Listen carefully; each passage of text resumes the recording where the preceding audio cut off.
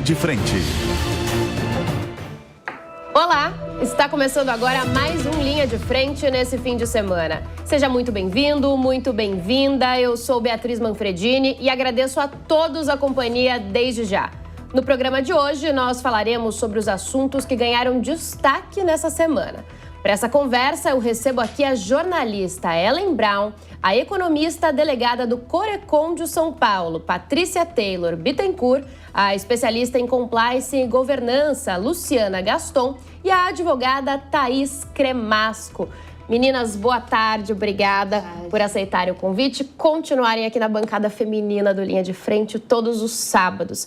E dessa semana não poderia ser diferente, né? A gente começa falando da decisão do ministro do Supremo Tribunal Federal, Alexandre de Moraes, que não decretou a prisão do ex-presidente Jair Bolsonaro e manteve as medidas cautelares. Segundo o ministro, Bolsonaro cometeu uma irregularidade isolada. Lembrando que o ex-presidente da República foi alvo de medidas cautelares determinadas pelo STF. Ele teve que colocar tornozeleira eletrônica e está proibido de usar redes sociais. No entanto, Bolsonaro fez uma visita à Câmara na última segunda-feira e os registros foram parar na internet, o que motivou o pedido de maiores esclarecimentos.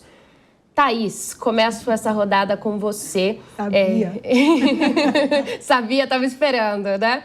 Então, Thaís, queria saber um pouquinho, claro, com toda a sua especialidade, se essa decisão, na sua opinião, foi uma decisão acertada e como um todo mesmo desse momento de investigação que vive o ex-presidente.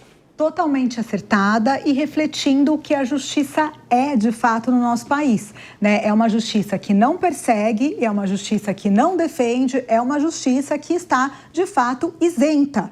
Aqui no Brasil, as medidas protetivas, as medidas cautelares, quando são descumpridas uma única vez, apesar de existir uma lei dizendo que, obviamente, com descumprimento você pode prender, é muito comum, pela própria ordem como o direito funciona, que os juízes acabem não prendendo.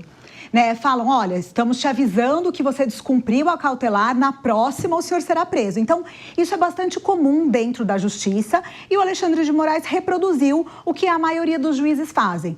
Entendeu, percebeu que foi um descumprimento e de fato foi, né? Ele foi utilizando de outras pessoas para conseguir driblar a lógica da cautelar, que era justamente para que ele não se comunicasse e não continuasse tentando desorganizar o país e afrontar a própria democracia. Então, a medida é acertada, o descumprimento aconteceu, Alexandre de Moraes falou, na próxima a prisão será imediata e em decorrência sem nenhum aviso. Então, ele já está avisado que no próximo descumprimento será penalizado com a pena de prisão. Lembrando que, obviamente, a prisão deve ser a última, né, coisa que acontece com uma pessoa no nosso país, especialmente porque vivemos num país onde o sistema carcerário é muito precário. Então, eu entendo que foi totalmente acertada, mas que as cautelares têm que ter um resultado efetivo para que ele não siga descumprindo e trazendo prejuízos para o nosso país.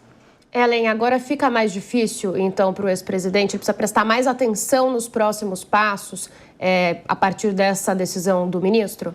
Olha, Bia, a partir de agora, parece que a estratégia precisa ser redesenhada, né? Que forma que a estratégia de posicionamento, de discurso do PL e da família Bolsonaro vai ser redesenhada, porque o que aconteceu, assim, eu posso falar do ponto de vista que é onde eu apuro, né, e as conversas que eu tive ao longo da semana, quando na segunda-feira, se não me engano, né, houve ali a extensão das cautelares de Jair Bolsonaro, porque havia se entendido que houve um descumprimento das primeiras medidas, quando o Eduardo Bolsonaro posta na rede dele um vídeo do pai.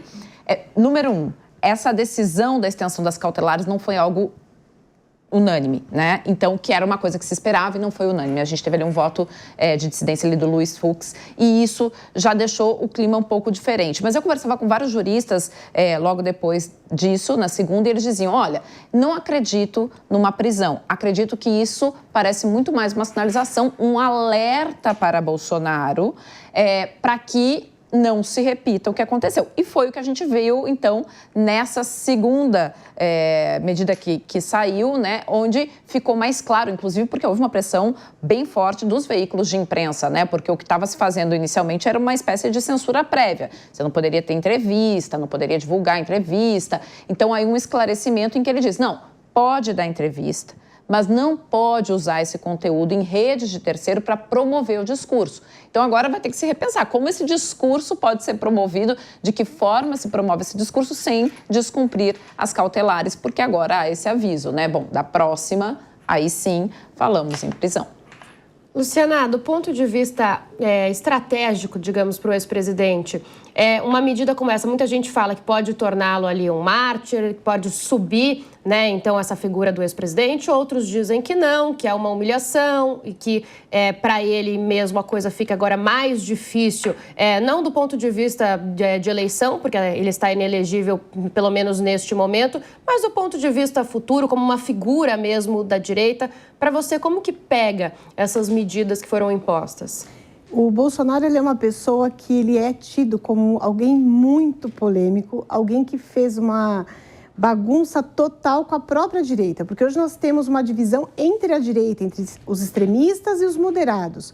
O Bolsonaro, de certa forma, ele está conseguindo, entre os extremistas, cada vez mais se fortalecer. Mas, junto ao pessoal da direita moderada, hoje a gente tem uma divisão. Em outros programas, sempre falei da questão da figura do Tarcísio. O Tarcísio é uma pessoa hoje que ameaça a própria figura do presidente Jair Bolsonaro, isso é fato. Agora, falar em populismo, quando a gente olha o ex-presidente, é fato que ele mexe muito, mas eu não sei se ele vai conseguir segurar essa patamar aí de destaque. Eu queria aproveitar, Bia, quando a gente fala da decisão que hoje nós tivemos lá do ministro Alexandre de Moraes, eu fiquei muito feliz porque ele mostrou que ele, que sempre foi aí um idealizador de todos os estudantes de direitos do Brasil como um todo e no exterior, ele mostrou uma imparcialidade que até então não vinha sendo demonstrada. E ele agiu de forma muito técnica, porque quando a gente pega o artigo 312 do Código de Processo Penal, existem 3 pré-requisitos para que seja decretada a prisão preventiva, sendo o primeiro, garantia da ordem pública, o segundo, conveniência da instrução criminal e assegurar a aplicação da lei penal. Então, quando ele tomou a atitude hoje, que ele usou de um recurso sem que fosse solicitado, que quando a gente pega a parte final e ele fala, em momento algum, eu proibi o ex-presidente Jair Bolsonaro de dar uma entrevista, ele fez uso do quê? De uma resposta a um embargo de declaração, que isso é muito importante, porque acaba com o diz que me diz que fica entre as decisões do Poder Judiciário, as decisões aqui que são tomadas pelos dirigentes partidários políticos e traz o quê? Uma imparcialidade do nosso Poder Judiciário, que é o que prevalece e faz com que a democracia se enriqueça cada vez mais. Agora, Patrícia, não só o ex-presidente agora precisa tomar um certo cuidado, mas o entorno, né? Afinal, o vídeo ali foi postado pelas redes sociais de terceiros. Então, é toda uma estratégia, mesmo como a gente falava, como a Ellen comentou, que precisa ser montada a partir de agora. Exatamente. Precisa que esse entorno do presidente esteja positivamente articulado para que não deixe o ex-presidente numa situação de vulnerabilidade e, com isso, corra mais riscos de uma prisão. O ministro Alexandre de Moraes delimitou exatamente, né, toda a situação, então é possível que ele fale em entrevistas, mas esse cuidado do entorno do ex-presidente é de extrema importância para que não o prejudique. Bia, posso só fazer corroborar com o que a Luciana estava falando aqui? A Luciana estava falando assim que o bolsonarismo ele divide ali a direita, né? Você tem a direita mais extrema, a direita mais ao centro. Enfim, eu trabalho no Instituto de Pesquisa Qualitativa e a gente estava justamente essa semana medindo o pulso, a população. Então, essas pessoas que são mais alinhadas ao Bolsonaro, à direita, como que elas estavam sentindo. E eu acho que tem 2 exemplos que traduzem bem essa cisão. Uma das falas que a gente captou era uma pessoa da área de segurança que dizia assim, poxa vida, lá vai o Bolsonaro chorar novamente. Lá em 2022, a gente ficou na frente de quartel, a gente disse que estava disposto a agir e ele foi embora chorar no colo da mulher. Foi uma fala que a gente captou com uma pessoa da ala da segurança. Ou seja, que vê nesta coisa de expor tornozeleira, ir para fora, pedir ajuda do Trump, tarifar o Brasil, uma fragilidade que não é aceita por essa ala mais radical. Já uma outra pessoa trouxe a seguinte fala, disse assim, nossa, mais uma vez é a missão de Bolsonaro para o Brasil e a pátria sendo interrompida por todo um sistema que é contra a salvação do Brasil. E aí é a outra ala, é a ala que diz em que esse discurso está colando muito bem, né? O discurso de perseguição institucional. Essa mesma pessoa diz assim, aquele lá que eu não vou nem mencionar o nome, quando foi se referir a Alexandre de Moraes, né? Então é uma ala para quem cola mais. Agora, há uma ala importante também que vê nessa fragilidade um descolamento de seus ideais aqui dentro do país. Diga. E talvez tudo isso para não aceitar uma realidade que é bastante assim clara na forma que o Bolsonaro atua, que é o não respeito às instituições. Né? Eu acredito que muito... então ele tem que... Ninguém do entorno vai poder postar sobre ele. Não é isso. Quem postou foi o próprio filho. Né? Então, eu acho que tem... Eu entendo essa coisa de pensar na perseguição, colocá-lo como mártir, nossa, todo mundo perseguindo, mas o fato é que ele tem uma resistência em obedecer determinações judiciais. A gente não pode esquecer que o Bolsonaro foi uma das pessoas que botou fogo no exército enquanto ele era soldado. Então, ele não é uma pessoa que gosta muito de obedecer regras. Então, não me traz nenhuma surpresa muito grande pensar que agora ele não obedeceria às cautelares. Mas, novamente, nós estamos numa guerra, né, de instituições, de mostrar que que existe um poder que ele tem que respeitar. É impossível nós assistirmos sentados um desrespeito às instituições judiciais do nosso país. Né? Aliás, o Poder Judiciário é um dos 3 poderes que fundamentam a existência da nação. Então, que bom que dentro dessa dinâmica, apesar de desagradar, né, muitas pessoas que são apoiadores dele, a gente está entendendo que o Poder Judiciário vai se manter firme e sempre dar a última palavra. Ordem judicial existem para serem cumpridas ou recorridas. Desobedecidas, essa opção não tem. Ou você cumpre ou você recorre. Lu, queria a palavra? Sim, eu acho que uma coisa que precisa ficar muito claro, quando a gente fala em popularidade, saiu uma pesquisa recente, acho que é do Instituto Quest, aonde o presidente Lula, ele cresceu depois dessas últimas manifestações do presidente Bolsonaro.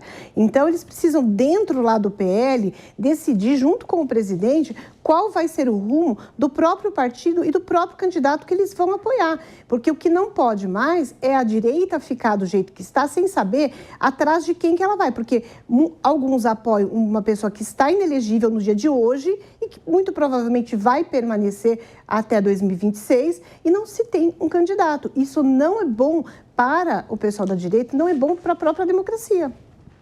Patrícia, e como isso pode pegar agora em 2026, né? A gente sabe que o ex-presidente, então citamos agora, está inelegível, mas será que esse discurso e todo esse acontecimento pode, por exemplo, reverberar num candidato que ele indicar à presidência da República, como o governador Tarcísio de Freitas, aqui de São Paulo, por exemplo? Acredito que sim, né? Mas tem que combinar ali com o pessoal do partido, né? Quem seria o melhor candidato para essa situação. Existem outras pessoas, né, aqui no nosso país, o governador do Rio Grande do Sul também, se pré-candidatando, o governador de Minas Gerais também, existem outras pessoas, então é uma incógnita ainda o que pode acontecer em 2026. Mas tudo terá uma consequência, 2026, uma forte consequência, o que está acontecendo agora. Helen, você acha que dá para dizer que alguém vai ganhar politicamente com o que está acontecendo agora com o ex-presidente? Uma filósofa aqui do Brasil que um dia disse assim, não acho que quem ganhar ou perder vai ganhar ou perder. Vai todo mundo perder. Mas a questão, o jogo está rolando, né? Recentemente eu estava num evento do PL, né? E aí o presidente da legenda, Valdemar da Costa Neto, estava falando da Michelle e dizendo, olha, é a única nas pesquisas que vence Lula no segundo turno, sem ser Jair Bolsonaro. E aí a galera toda disse, não sei o quê, né? Era um evento do PL e tal. Aí ele disse, não, obviamente na hora ele se corrigiu e disse assim, mas o nosso candidato é o Jair Bolsonaro. E quem o Jair Bolsonaro indicar caso haja uma injustiça e ele não possa ser o candidato. O que mostra claramente que, assim, veja bem, quem são as duas grandes legendas hoje disputando direita e centro-direita? PSD, Gilberto Kassab, na centro-direita, ele fica no centro-centro, mas tentando se encaminhar mais para uma centro-direita, e o PL de Valdemar da Costa Neto, que é refém da família Bolsonaro, porque depende dos votos da família Bolsonaro, dependeu deles para se estruturar do tamanho que se estruturou.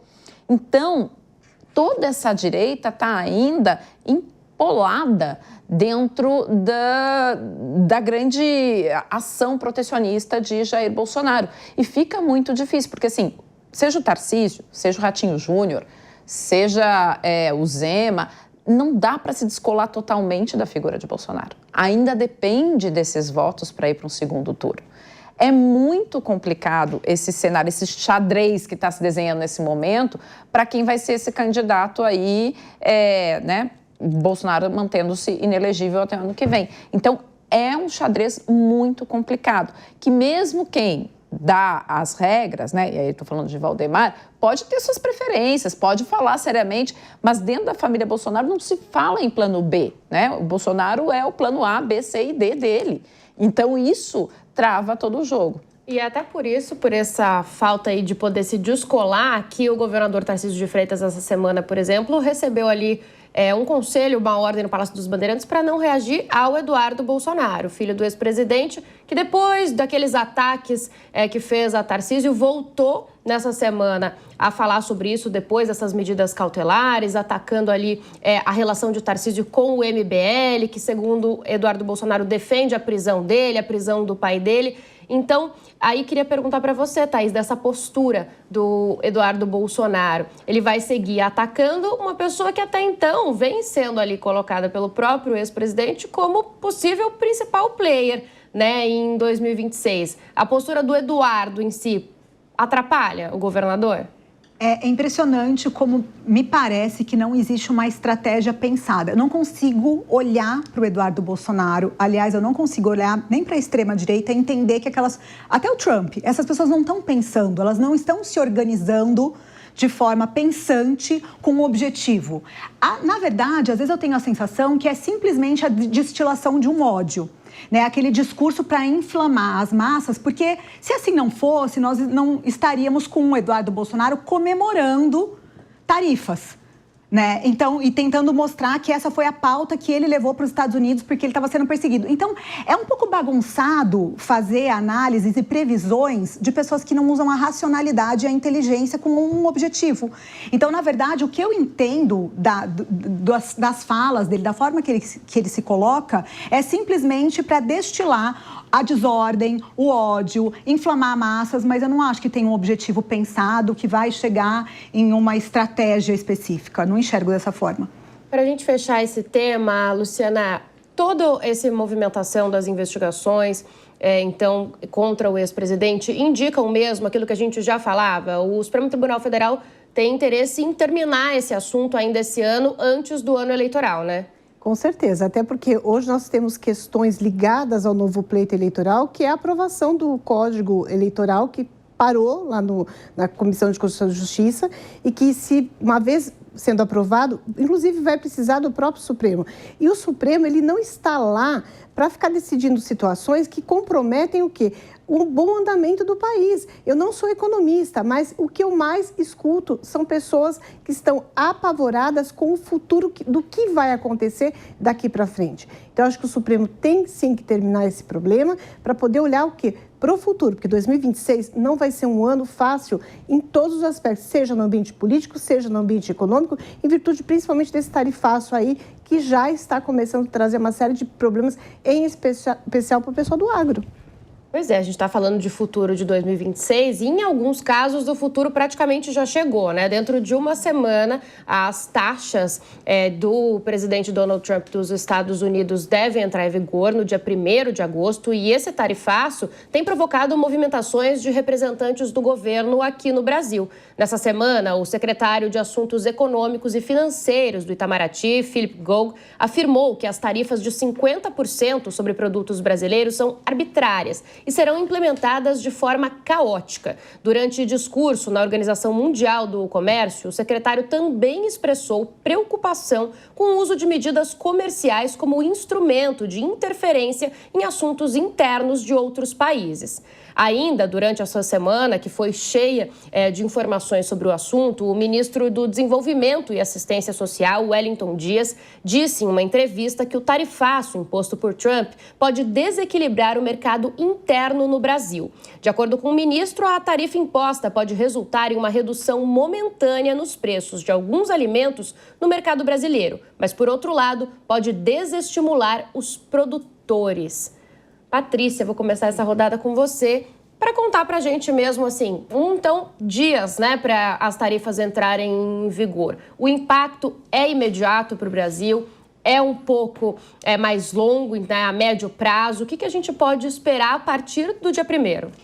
O impacto já é imediato, né? Quando nós pensamos em exportações de perecíveis, por exemplo, pescados, produtos orgânicos, enfim, já se fala num impacto imediato, né, e que afeta vários estados da federação, não somente São Paulo em relação à laranja, exportação de laranja, de suco de laranja, que vai zerar, como estados como Rio Grande do Sul, extremamente afetado também.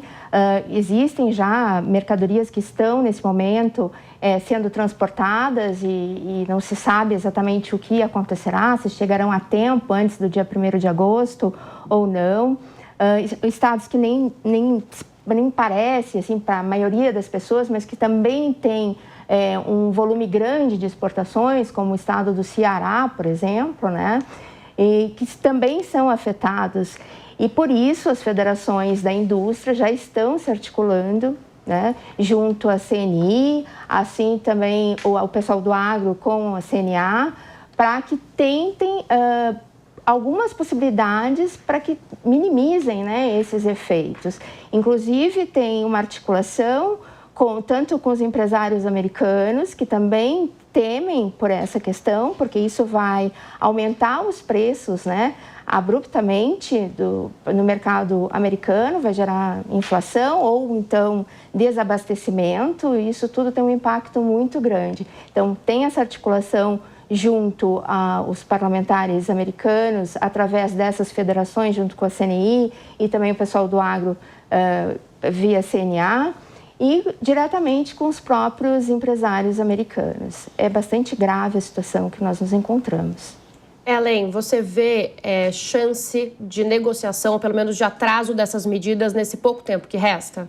Não parece uma chance concreta, uma vez que os canais diretos de interlocução estão fechados, né? A gente sabe, por exemplo, que a nossa embaixadora em Washington tentou procurar o Departamento de Estado dos Estados Unidos e recebeu uma negativa. Então, quais são? São as ações paralelas, seja via entidades com seus pares nos Estados Unidos, como mencionou aqui a Patrícia, né? A gente sabe que, por exemplo, os empresários brasileiros que exportam para os Estados Unidos estão pedindo a seus pares, aqueles que estão importando lá, que tentem fazer algum tipo de pressão.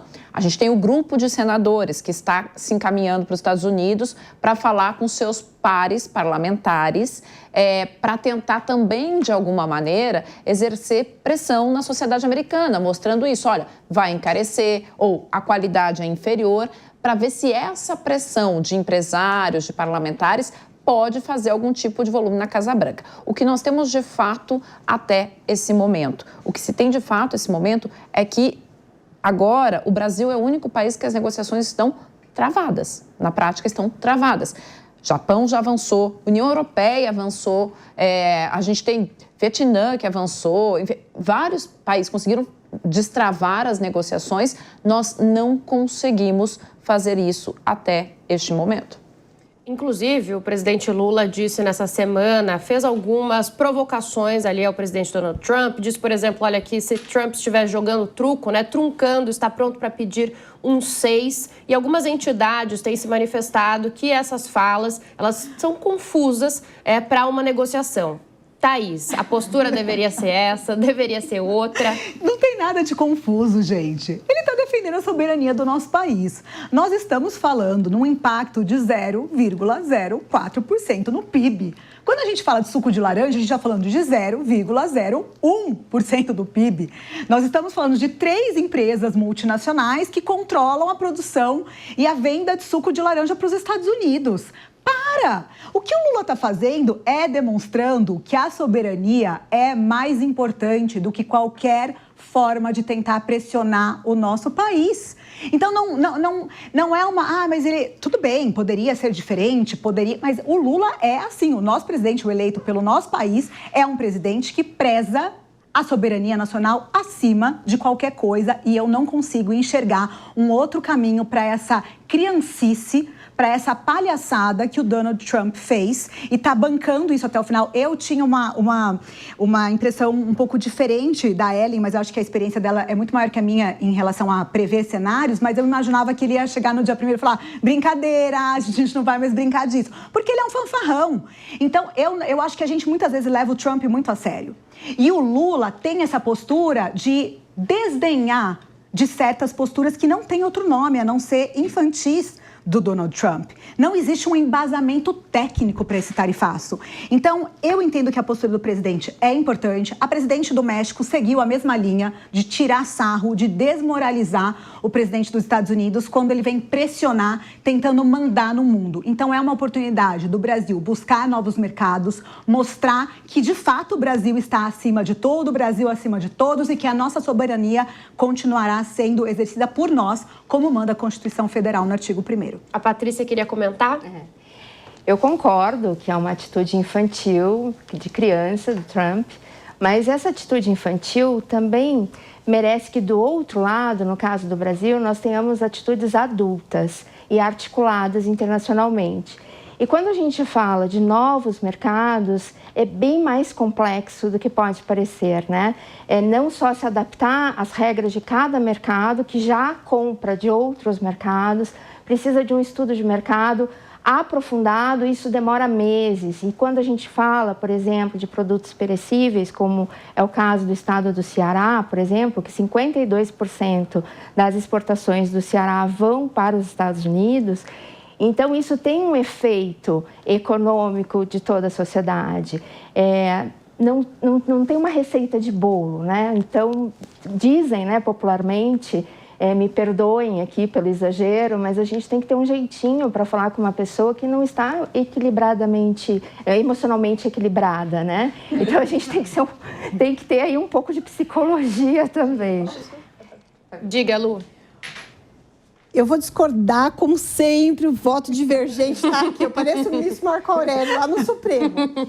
Nós estamos falando em uma redução de 48% do volume de exportações do suco de laranja para os Estados Unidos, que é mais de 5 bilhões de reais vamos deixar de vender. Nós temos redução na venda do café verde, 74% de redução das exportações no mercado açucareiro e 93% nas exportações de madeira. E aí, a minha opinião pessoal, né? O Planalto deveria falar de forma mais politizada no aspecto de diplomacia. Nós não temos hoje um governo que tenha um respeito do cenário lá para falar com o presidente norte-americano. Então, amenizar falando vamos procurar outros mercados, eu concordo com a Patrícia quando ela fala do risco que você tem de ter um longo período para trazer esses novos investidores aqui para adquirir esses produtos. Só que, quando a gente fala no Ceará, é um país pobre. Nós tivemos corte de mais de 1 milhão de pessoas beneficiárias do Bolsa Família.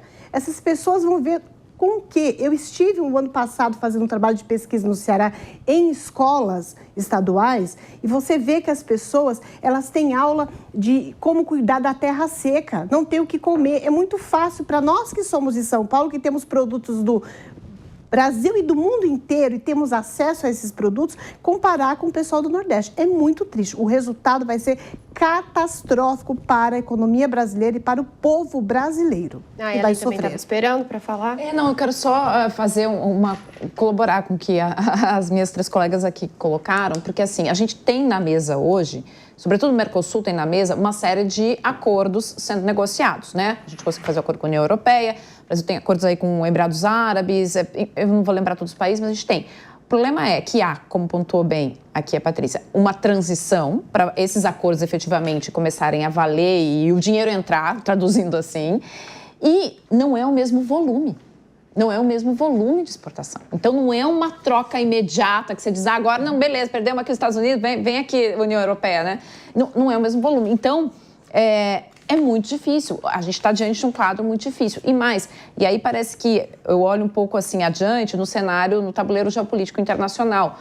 Nesse momento, o Brasil está sendo colocado numa posição de ter que se andar entre a briga Estados Unidos e China. E Trump empurra o Brasil para o colo da China.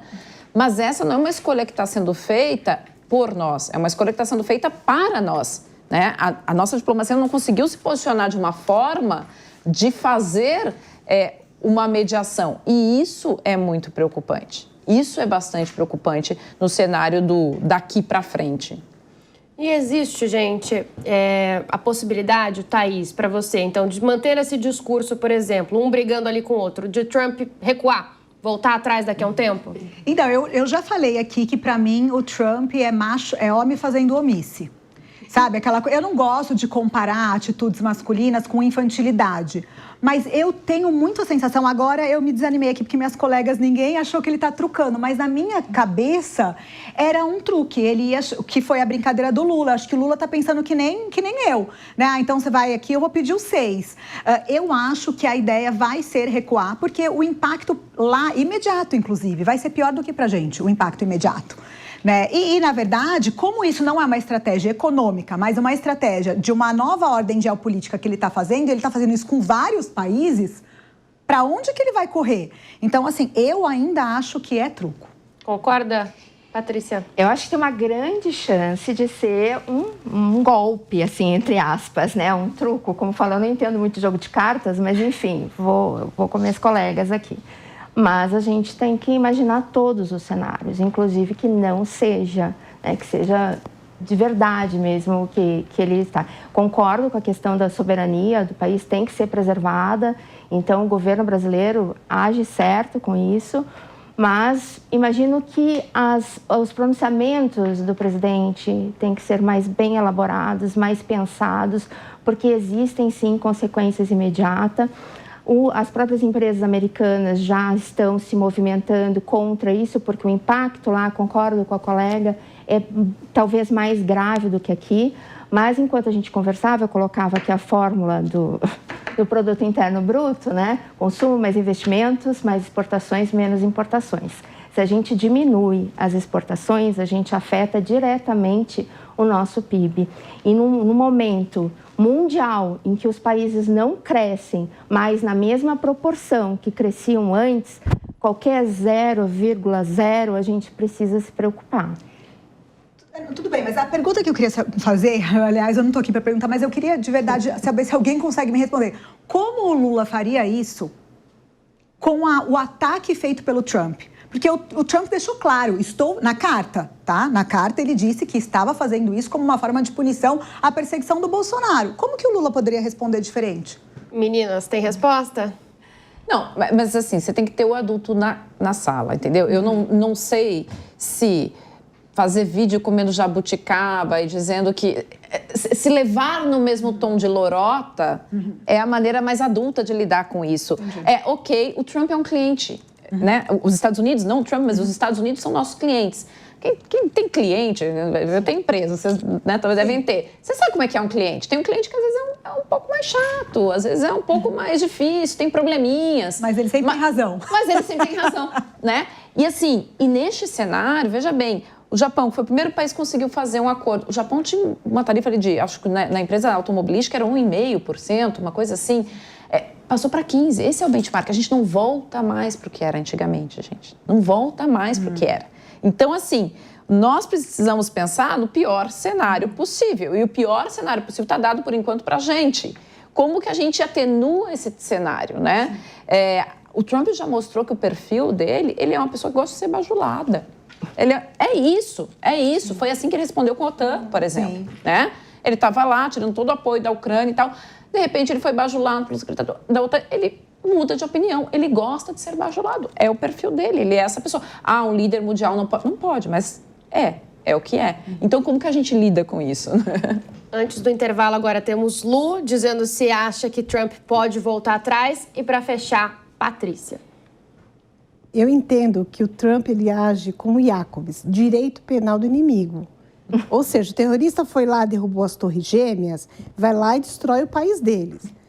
O Brasil vai e contraria a vontade dele, ok, onde nós vamos pegar? Eu não quero matar pessoas, eu não quero fazer guerra, mas eu posso espremer. E eu vou espremer através da onde?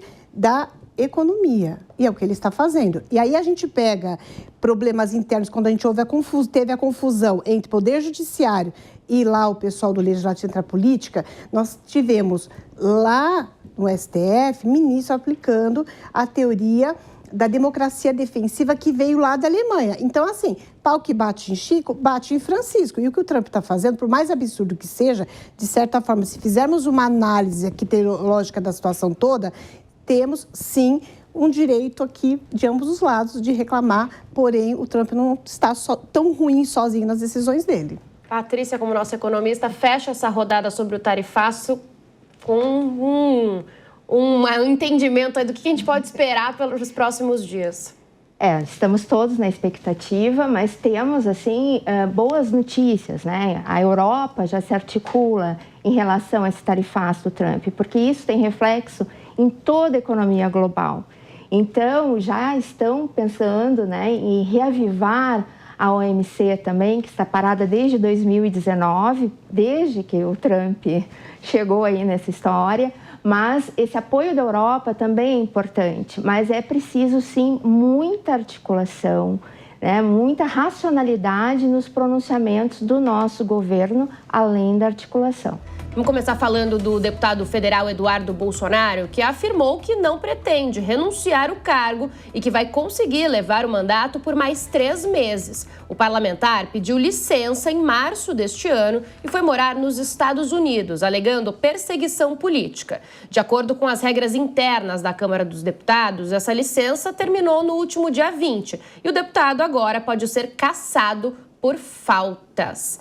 Assunto para a gente começar com a Thaís, né? Para contar um pouco para a gente desse regimento. A ideia, pelo que se fala até agora, de Eduardo Bolsonaro é tentar driblar e conseguir, né, uma permissão para ficar por lá ou tentar uma secretaria. Tem essa conversa também. Pode? É possível? A Constituição é muito clara no artigo 55 em dizer que 1/3 das faltas, né, decorreria na cassação, mas essas faltas teriam que ser injustificadas. A justificativa dada, que é a perseguição política que ele inventou que está acontecendo com ele, porque na verdade ele não tem um problema político, ele tem problemas jurídicos, não só ele, mas a família dele inteira, que não sabe obedecer à legislação brasileira e se dizem patriotas, mas não obedecem à lei do próprio país. Então o fato é, ele não está sendo perseguido politicamente, mas ele está inventando essa narrativa para continuar faltando e tentando justificar isso na perseguição. A Câmara vai ter que votar sobre essa justificativa, né? Entender se essa justificativa é ou não suficiente para as faltas em 1/3 das sessões. Eu espero, né, que a gente esteja organizado e consciente o suficiente para entender que isso não passa de uma forma de tentar fugir das responsabilidades parlamentares. Ele foi eleito pelo povo, ele recebeu um salário para trabalhar, rendimentos para trabalhar em nome do povo, e agora fugir para pedir arrego nos Estados Unidos e depois dizer que está sendo perseguido é uma palhaçada, para dizer o mínimo. Elaine, já tem inclusive falas de bastidores que os ministros do Supremo Tribunal Federal têm visto com cautela e com uma ressalva essa tentativa, principalmente de tentar uma secretaria no Rio de Janeiro, né? Pois é, o que eu consegui apurar, conversando com os parlamentares, é que, número 1, o incômodo que essa situação está gerando. Porque o que acontece? A Câmara aceita, vamos dizer, essa ausência sem uma justificativa válida. Você abre um precedente muito grave, que é justamente o mandato se tornar descolado do exercício da função. Se institucionalmente a gente sabe que o nosso parlamento já não está lá com uma imagem muito boa, né? Você aceitando, chancelando isso, deixa uma saia justa muito grande para essa instituição que é a Câmara Federal. Por outro lado, a conversa que a gente ouve é que há uma previsibilidade de endurecimento de medidas para o entorno de Bolsonaro. E aí a gente fala mais especificamente do filho Eduardo. Vale lembrar que essa ação que o Eduardo está tomando hoje nos Estados Unidos, se fosse um parlamentar americano no Brasil fazendo isso é crime. Nos Estados Unidos isso é crime, né? Conspirando contra a pátria, enfim, e intervindo por sanções à sua pátria. Isso nos Estados Unidos seria um crime. Aqui não conheço essa previsão, se há essa previsão. Exatamente. Mas há sim uma conversa de possível endurecimento em relação a esse entorno de Jair Bolsonaro e aí, especialmente a esse filho que está fora do país com uma justificativa inválida para a ausência do seu mandato. Agora, o que eu sei é que a saia justa dentro da Câmara está grande justamente por isso, porque essa saída desta forma, ou seja, o mandato não sendo correspondente à execução dele, deixa uma imagem institucional mais difícil para os pares dele, né? E a gente falava, né, Patrícia, inclusive, que os próprios deputados, como a Ellen também citou, vêm criticando, de algum modo, mesmo ali de partidos não tão distantes, essa situação. Houve um pronunciamento da senadora do Distrito Federal, recentemente, acho que foi ontem, que ela disse que era absurdo o que o próprio filho estava fazendo em relação ao pai, que ele estava piorando a situação do pai. E ela estava culpabilizando o filho do ex-presidente pela situação mais agravada que ele se encontra nesse momento. Então, isso tem uma repercussão vindo de uma senadora com um posicionamento político bastante importante, né? Isso tem repercussão também. Enfraquece, né, o próprio Eduardo Bolsonaro. Ele precisa decidir se ele quer se manter como deputado, né, eleito por São Paulo, um dos mais votados aqui de São Paulo, mas como que ele vai representar o povo paulista na Câmara no Congresso se ele está nos Estados Unidos, fora da base dele? Isso é complicado, né? Lu, a partir de agora, como pode ficar a situação? Quais são os meios para o deputado? Então, até agosto, quando do retorno lá da Câmara, nada vai acontecer. Uma coisa é fato, eu sou advogada eleitoral, se o Eduardo Bolsonaro me procurasse e falasse, me dê uma solução, seria exatamente essa. E eu ainda vou além, porque nós temos a resolução 17 da própria Câmara que fala lá nos seus artigos 228 que o parlamentar pode se ausentar para o exterior, desde que justificado, por um período de 120 dias. Nós tivemos feriados que precisam ser computados. A Constituição Federal, no seu artigo 56, inciso 1, possibilita esse afastamento. E aí a gente tem a grande cerejinha do bolo, que é onde traz toda a legitimidade para ele e que vai ser a grande estratégia dos aliados da família Bolsonaro, que é a utilização do artigo 230 da mesma resolução 17 de 89, que fala que se o parlamentar exercer a função de secretário, ele apenas pede afastamento do cargo, ou seja, o cargo continua sendo, não é dele, do partido, mas é ele que é o mandatário deste cargo. Fica lá guardadinho, esperando o quê?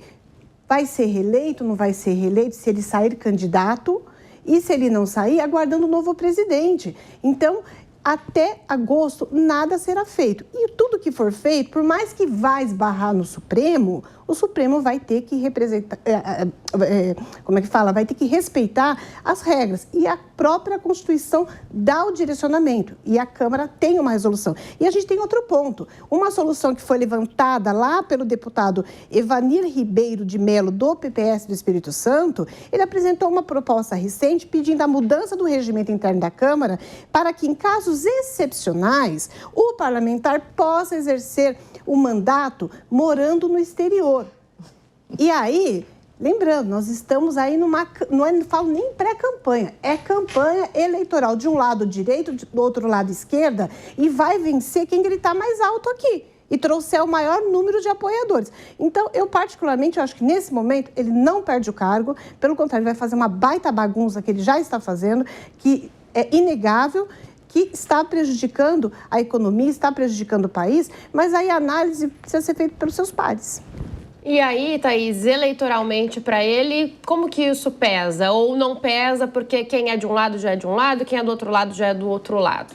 Eu até cheguei durante muito tempo a pensar sobre isso, que as pessoas estariam assim muito concentradas de um lado e absolutamente alheias para qualquer realidade, porque a gente sabe que o viés de confirmação muitas vezes é maior do que a própria racionalidade, e isso se aplica também aos eleitores.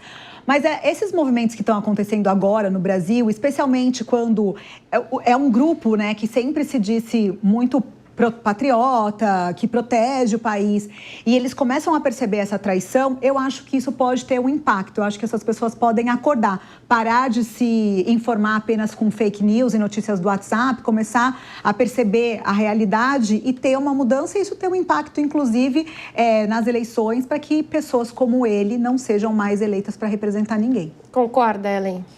Olha, é bom lembrar que quando a gente está falando de impactos de eleição, né? Claro, tem o impacto da eleição presidencial que está aí na praça, mas assim, o Eduardo era o grande nome do PL para ser candidato ao Senado pelo estado de São Paulo, porque, paralela à eleição presidencial, a gente tem a grande eleição, é a grande disputa que hoje está em jogo, que é quem vai tomar o Senado. Porque quem toma o Senado tem direito de decidir sobre o futuro dos ministros do Supremo Tribunal Federal. Ou seja, meio que se você toma o Senado, você tem na sua mão o poder do Legislativo, mas também tem parte do poder do Judiciário. Então, esse jogo do Eduardo, né, e essa posição do Eduardo Bolsonaro, ela deixa mais delicada essa estratégia que já estava muito bem traçada, sendo bem desenhada, bem trabalhada pelo PL, de ter uma bancada muito forte de senadores. É um nome a menos nesse xadrez se ele não volta e se ele não tenta reivindicar aí, o espólio político dele. Bom, a gente vira a chave agora e aproveita para repercutir esse assunto com a nossa bancada feminina sobre violência contra a mulher. Dados da 19ª edição do Anuário Brasileiro de Segurança Pública apontaram uma queda de 5,4% nas mortes violentas em 2024. No entanto, o Brasil registrou um crescimento expressivo nos casos de feminicídios. Foram 1.492 casos em 2024, o maior número desde 2015, quando a legislação brasileira passou a definir esse crime. As mortes violentas de crianças e adolescentes de até 17 anos também aumentaram. Foram 2.356 vítimas. Luciana, também nossa advogada, para começar explicando um pouco, Lu, dá para a gente relacionar esse aumento à legislação, a maior número de denúncias, de conhecimento de formas de denunciar, ou a gente vive mesmo uma escalada de violência? Eu acho que a estatística hoje, ela revela não é uma realidade total do que acontece, porque nós temos uma especialista aqui na mesa que atua na área, mas eu entendo que há inúmeros casos que são subnotificados, porém hoje, através dos controles que existem, seja através das medidas protetivas concedidas pelo Poder Judiciário ou mesmo lá nas delegacias, nós temos sim como aferir um aumento desse índice. No entanto, uma coisa é fato, após a pandemia, durante e após, esses números cresceram demais, as pessoas estão adoecidas. Eu atuo atendendo mulheres vítimas de violência doméstica dentro da minha área de família, que eu tenho uma atuação forte, e é comum. Começa um divórcio, começa uma separação, às vezes até antes de judicializar, o caso já começa ali a acontecer. E é comum, cada vez mais, homens agredirem suas mulheres, cada vez mais mulheres morrem, a pena aumentou, tem um crime específico que, no meu ver, nada muda. Quem quer matar, ele não manda recado, ele vai lá e mata. E a mulher, infelizmente, ela é hoje um objeto de vingança de homens inescrupulosos que não respeitam as nossas mulheres. Thaís, qual é a relação, então, com a escalada de violência que a gente vê em diversos aspectos e que acho que as pessoas estão sentindo, né, cada vez mais também? Bom, primeiro esclarecer que feminicídio é a morte da mulher pelo simples fato de ser mulher. E mesmo com a Lei Maria da Penha, que vai fazer 20 anos em 2026, os números só crescem. Existe uma pesquisa incrível, uma filósofa, de verdade é uma pesquisadora e filósofa norte-americana, que ela fala sobre um fenômeno que ela chama de backlash, que é o fenômeno de ressentimento dos homens. Historicamente, todas as vezes que mulheres ocupam espaços, a violência aumenta contra os corpos femininos. É importante a gente entender que o feminicídio é um projeto histórico de dominação. As mulheres continuam morrendo. Se o feminicídio fosse uma doença contagiosa, nós estaríamos numa pandemia, numa epidemia. São 6 mulheres morrendo a cada... uma mulher morrendo a cada 6 horas no nosso país. Quem são essas mulheres? 64% mulheres negras. 89% das mulheres que morreram em 2024 foram mortes dos seus próprios parceiros. 64% dentro das suas próprias casas, o que faz o lugar mais perigoso para uma mulher ser a sua própria casa. Então veja que absurdo o que nós estamos vivendo hoje no nosso país. Um aumento de casos de mulheres que são mortas pelos seus próprios parceiros dentro das suas próprias casas e muitas vezes na frente dos próprios filhos. Então, esse é um assunto que precisa ser tratado com visibilidade, educação e projeto para que haja uma mudança cultural, para que parem de nos matar. Era exatamente o ponto que eu ia tocar com a Ellen. A gente fala muito de projetos de segurança pública, sempre muito voltados para diversas áreas, né? Roubo de celular, furto... Mas a gente não fala tanto de feminicídios, até mesmo de mortes violentas com crianças e adolescentes. Falta legislação, falta recurso, falta realmente um olhar das autoridades para esse movimento, para esses números? Com perdão das colegas advogadas aqui mesmo, o que não falta é legislação, gente. O que não falta é legislação. Eu gosto muito que a Thaís trouxe aqui o conceito da Susan Faludi, né, do backlash, porque, assim, quando você olha para esse conceito, para quem está estudando de forma séria o tema, não de forma populista o tema, né? Você entende que o que não falta é legislação. Um homem que mata uma mulher, ele não pensa, nossa, eu vou pegar tantos anos de prisão, então eu não vou fazer isso. Não é. O que o leva a matar uma mulher é todo um sistema no qual ele foi criado, em que ele entende que ele pode, em que ele tem esse direito, né? Então, no Brasil, quando a gente discute segurança pública, qualquer crime de repercussão, a primeira coisa que você vai ver é um parlamentar propondo aumentar a pena para aquele crime. E isso não resolve nada. Isso não resolve absolutamente nada. Então, Thaís, quando você diz assim, feminicídio é você matar uma mulher simplesmente por matar uma mulher, eu acredito que isso confunde muito a cabeça da pessoa, porque o homem que está nos ouvindo vai dizer, eu jamais mataria minha mulher só porque ela é uma mulher. Uhum. Mas esse homem não vai, por exemplo, pensar assim, se ele ficar irritado quando ele pede para se separar, quando ela pede para se separar, ele não aceita, eles se separam, ela arruma outro e aí ele entende que ele tem o direito de matar aquela mulher.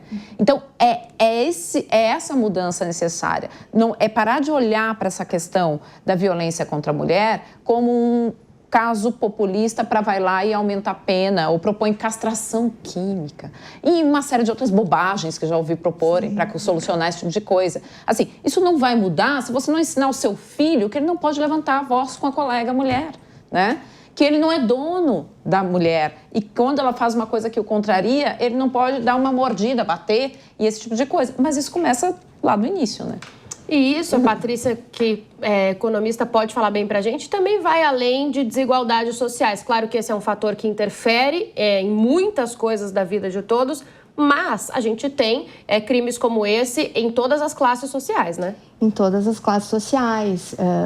Também muito desse feminicídio podem, sim, em classes mais altas, ser provocado por uma questão de violência patrimonial também. Né? Isso a gente também tem que conversar sobre isso. Muitas vezes, e também na minha área, no escritório, eu vejo, as mulheres não têm noção do patrimônio envolvido daquele casal, por exemplo. E quando a mulher começa a entender, e muitas vezes o CPF dela está atrelado a uma empresa, e aí se fala em desconsideração da personalidade jurídica, enfim, um assunto bastante complicado e complexo, né? Mas, quando você fala, Thaís, em aumentar as penas, A mínima é 20 anos, a máxima é 40 anos. Aumentar mais do que isso, não sei se resolve o problema, creio que não. A progressão de regime de feminicídio, né, para os condenados por feminicídio, ela só começa a acontecer quando cumpre mais da metade da pena. Então, assim, é bastante severo o que já temos como penalidades aqui. Não estou defendendo, pelo amor de Deus, mas em matéria de pena, a gente já está no máximo, deixou de ser qualificado, passou para ser feminicídio. E não adiantou, a gente está com aumento nos números. Por exemplo, com meninas, adolescentes, aumentou 30% os feminicídios em relação a meninas adolescentes. As mulheres, a colega falou aqui das mulheres negras também, que mais de 70%, a população entre 18 e 44 anos também é muito expressivo, mas com as mulheres acima de 60 anos também aumentou. Então, em todas as faixas etárias, houve aumento. A sociedade precisa parar e conversar a esse respeito. Eu acho que vai muito pela educação. Claro que quando está ali endemoniado, como diríamos assim, porque para explicar é uma palavra popular aqui, mas não tem outra explicação, porque foge à racionalidade, né? Como que a gente vai fazer para que isso diminua? Aumentar as penas, não creio que possa melhorar, né? De forma alguma. Nunca vou defender a ideia de aumentar penas, até porque são as maiores penas, e a Lei Maria da Penha é a lei mais moderna do mundo de combate à violência contra a mulher, a única lei do mundo que fala dos 5 tipos de violência contra a mulher: moral, psicológico, financeiro, sexual e físico. A única lei no mundo que protege a mulher a essas 5 formas de violência, e também fala da violência institucional. Então, na verdade, não é uma questão de aumento, mas sim para que as pessoas entendam que a lei será de fato cumprida. Porque o que o agressor fala para a mulher é assim: pode ir lá na delegacia, eu vou sair pela porta da frente. Ele não acredita que as instituições serão fortes o suficiente para o punir. Em relação à questão do feminicídio, o que conta como feminicídio é o fato da mulher ter sido morta pela condição de ser mulher. E eu concordo muito com o que você fala, Ellen, que no momento em que o homem... ninguém se acha um potencial feminicida. Ninguém se acha um potencial estuprador de mulheres, mas nós estamos sendo estupradas a cada 8 minutos nesse país. Então, quem são esses homens que matam uma mulher a cada 6 horas? Porque todos os homens falam: mas eu tenho mãe, eu tenho irmão. Mas que homem que não nasceu de uma mãe? Todo mundo nasceu de uma mulher. Então, o fato de você ter irmã, filha, esposa, não te faz menos violento para as mulheres. O que a gente precisa entender, e a fala da Ellen foi muito boa nesse sentido, de começar a reconhecer os pequenos sinais de violência. O feminicídio começa com a piada machista que a gente entende como normal. Foi só uma brincadeira. Não, é essa brincadeira que é o primeiro degrau de uma escada que termina no feminicídio. Posso fazer? Que é, inclusive, o ciclo da violência que a gente conhece, né? Diga, Lu, nós temos 1 minutinho antes do fim. Nós temos uma situação muito complicada, que é o quê? A violência institucional. Às vezes a mulher procura uma delegacia da mulher para falar que ela está sendo, que é o primeiro sinal, vítima de uma violência psicológica, e ela recebe a resposta de que não pode ser lavrado o boletim de ocorrência porque não há indícios. E depois aquela mulher sai de lá e ela acaba sendo morta.